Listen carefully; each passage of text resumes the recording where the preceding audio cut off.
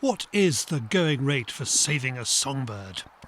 The RSPB successfully persuaded one local council it should get £74,193 worth of taxpayers' cash per pair of searle buntings.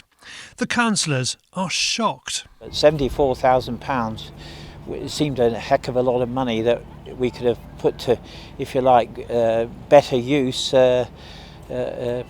around. The RSPB is spending the money on saving the searle bunting on land near Teignmouth. The easiest thing to spot from Labrador Bay at the moment are these big ships, economic wreckage from the coronavirus epidemic. That's the Queen Mary. Well, the RSPB has discovered a nice little coronavirus-proof earner off this busy road on the cliffs. It is the Searle Bunting Project. And this reserve is not the only one. A look at the RSPB's recent accounts reveals it has been buying up other land locally.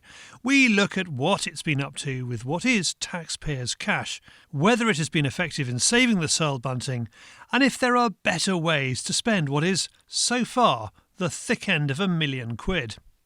First of all, the bird itself. I have brought my birdwatching dad down to Devon to help me out with the ornithology. It's a small brown bird of remarkable indistinction, but it's got a very conspicuous rattling cry, a sort of like two pieces of wood rattled together.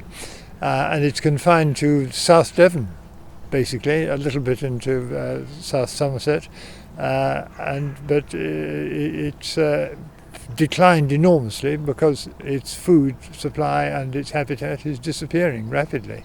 You can trace the sad decline of the bird, pushed into one small corner of South Devon, alongside the rise of intensive agriculture. Since the counterattack by countryside stewardship and payments for farmers to leave over winter stubbles, the bird has started a slow comeback. It's a comeback that the RSPB claims as a victory for the RSPB. And it's worth adding that, as the RSPB well knows, the searle bunting is only rare in the UK. In the rest of Europe, it's pretty common. But let's not let that get in the way of a good hostage situation. We could only find one piece of land at Labrador Bay managed for searle bunting food, and there are even parts of the reserve that have been ploughed following harvest. Precisely what killed off the searle bunting in the first place. Now, let's talk about the money. Much of the cash that pays for the Searle Bunting project comes from property developers, who pay it to the local council as part of agreements attached to their planning permissions. This is a housing scheme by a local developer that pays the council a Searle Bunting duty, which bounces that money straight onto the RSPB. This cash can be called a Community Infrastructure Levy or Section 106 agreement. Local councils usually use the money for all kinds of good things, especially in these straitened times, as Chris explains. There may be so much for a school, or play parks is another good one there. Areas of land, nice open land where you put it into development. People have got places to walk. Contributions towards cycle routes, things like this is what we ask developers to make. OK, stiffing the government is a national sport among wildlife charities. What's more interesting is what else the RSPB is doing with the money. It has been buying up other land in the area, including these fields at a place called Ash Hill. That's a few miles away from Labrador Bay at the back of the Teignmouth Morrison's supermarket. And it cost the RSPB, reimbursed by the taxpayer, £500,000. It doesn't look like the RSPB is managing this land for searle buntings. You can see around here there's grassland. It doesn't like grassland. It likes preferably untidy farming, lots of weed seeds, little vetches, crucifers and so on underneath the corn. And it's that which the searle buntings like to feed on in the winter. So if you were producing land for searle buntings, would ploughing be a list of your priorities? Yes, not to have it. Don't plough until after the seeds have germinated, that is in the spring. Leave old stubbles is the ideal. Well, we can see a tiny bit of stubble, which looks to me like countryside stewardship over there. Should we go and have a look and see what it contains? Yes, by all means. We head over. No sign of searle buntings. The crop, which the birds don't eat, has been left standing. So we found it. It's about half an acre of unharvested crop with plenty of weeds growing in amongst it, which is good, but half an acre for £500,000 does not look like good value to me. There is no signage here to say what is exactly RSPB land and what is not. The rest of the land that contractors haven't ploughed here is cattle pasture. Could you tell me by looking at this grass whether or not it's been weed killed? Yes, look at all the weeds. There aren't any. No, not one I can see. They're all grass. Oh yes, there's a dock. As far as the local council is concerned, the RSPB is doing a great job. We've got a very good site close to where this interview is taking place, which the district council sold back along to the RSPB. And this area is up at Labrador. It's farmed by a local farmer still, who continues to farm it, but he farms it in a way that encourages the soil bunting to stay there, i.e. food boxes are put out for them and what have you. And this leads on to other areas that you probably want to ask me about. There is no scrutiny of the RSPB's activity here. So, just like they can look local councillors in their collective eye and charge them 74,000 quid per pair of soil buntings, they can keep telling people what a great job they're doing, providing habitat for soil buntings. Chris admits he is not convinced that the whole idea of paying a single agency to manage local wildlife is the best way forward in the long term. I think it's very much a sense of balance and a halfway house. I mean, the soil bunting that are up at the land at Labrador have done very, very well indeed, and I don't think you could say they're a scarce commodity as far as birds go now. They've settled in very well up there.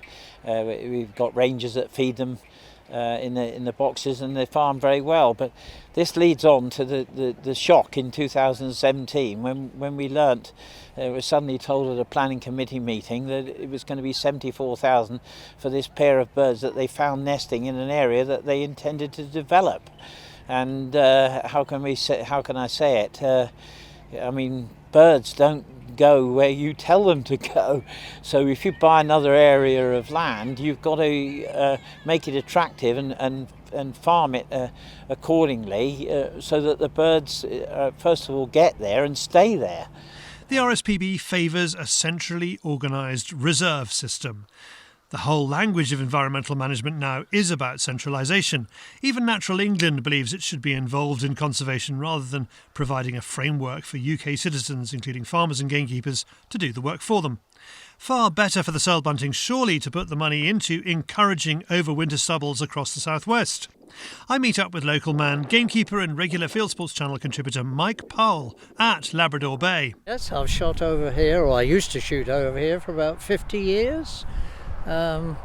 Yes, and it's just the same now to look at. It's never changed very much. I'm sure that the RSPB have what they've done has encouraged them, but it's difficult to know what the situation would have been had they not done it. Everything else is common here now. There's a large number of foxes and vermin of all sorts because the RSPB stopped all shooting out here. Did you ask them whether you could shoot this? Yes, I did approach them, but they said no originally.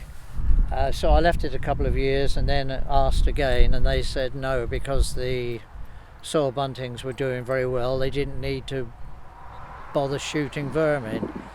But I did point out that probably the soil buntings would have done a lot better had there been no vermin to predate on them.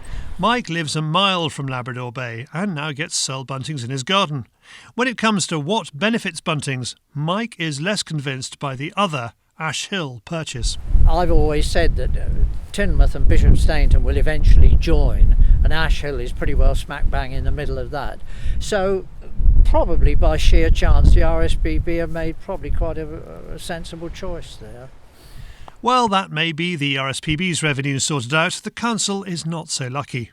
Chris says it faces a black hole in its finances that a few £74,000 would help to fill. You could spend it very well on many other good things. We're not floodlighting the Ness Headland here anymore. The lights are out in Teignmouth and this is a tourist area. We've got about 30% holiday homes in this village that you're interviewing me in now. We've got to keep the tourism going as well once we come out of all this COVID business. So we could spend it very easily on social housing, which is a thing the current administration are saying we ought to do. I'm not sure that's best value for money, but we've got to encourage developers and not sting developers if they're going to provide this element of affordable housing. I would have thought these birds are doing very nicely up there, and we shouldn't be having any more payments of £74,000 for a pair when they're flourishing very well up here now. We've got them going. They're going to obviously stay there, and it makes very little point in adding to developers' costs huge sums of money when if you like to, putting it bluntly, that human beings are and places for human beings to live is also very important to the region as a councillor. So that's where I'm coming from. You can read more about this story on our website, fchannel/Searle Bunting.